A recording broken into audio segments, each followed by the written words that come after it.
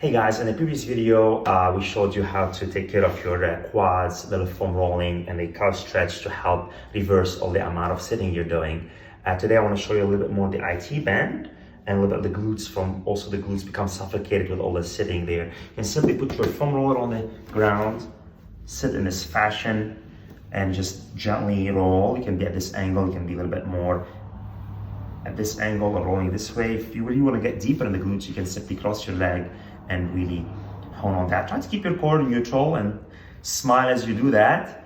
What goes together wires together. Is better to smile. From this angle here, you can come down to the ground.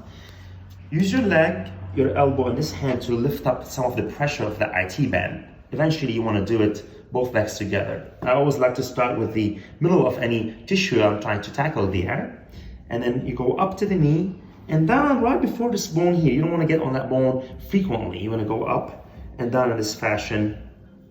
Now from this angle, you can start moving a little bit forward, again up to the knee and down to the hip. You can use those 3 points of contact with the ground to lift up some of that pressure. So if it's too tender, you don't want to do that too much. Here, once you pass the trochanteric bone in the front, you can go up to your hip bone and then down to the knee.